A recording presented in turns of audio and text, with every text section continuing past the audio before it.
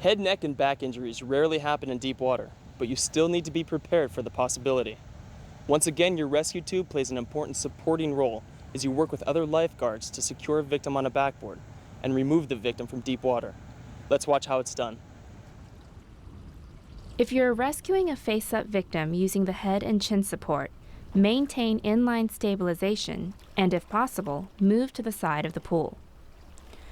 Here, Lifeguard 2 places a rescue tube under the victim's knees to raise the legs. Lifeguard 1 continues to maintain inline stabilization while Lifeguard 2 places the backboard under the victim. As Lifeguard 2 raises the backboard into place, Lifeguard 1 continues to hold the victim's chin with one hand. She carefully removes her other arm from beneath the victim and places it underneath the backboard for support. Lifeguard 2 then removes the rescue tube from under the victim's knees by sliding the tube toward himself. Lifeguard 2 then moves to the victim's head and places the rescue tube under the head of the backboard. Lifeguard 2 supports the backboard with his forearms and stabilizes the victim's head by placing his hands along each side of the victim's head. Lifeguard 1 is now free to secure the victim on the backboard by placing straps across her chest, hips, and thighs.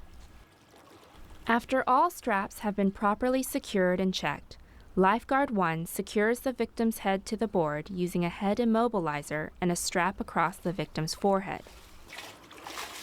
With one lifeguard at each side, lift the head of the backboard slightly and place it on the gutter or the edge of the deck. Position the backboard with the foot straight out into the pool. Use 1 or 2 rescue tubes to support the foot end of the board.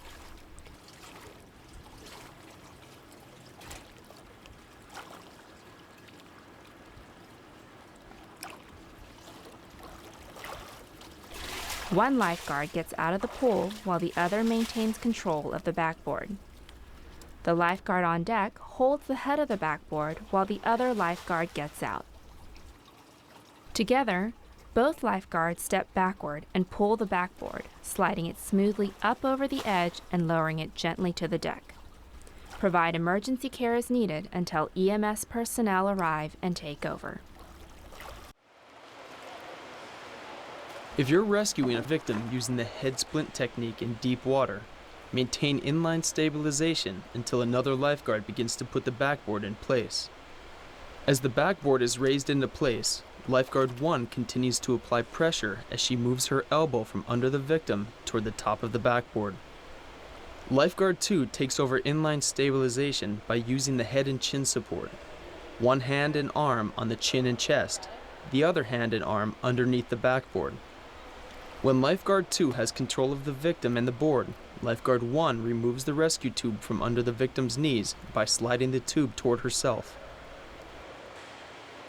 Lifeguard 1 then lowers the victim's arms, moves to the victim's head, and places a rescue tube under the head of the backboard.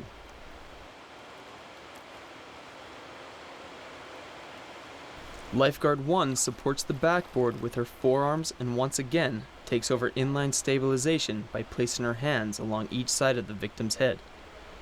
Both lifeguards continue working together to secure the victim to the backboard, immobilize the head, and remove the victim from the water, as previously demonstrated.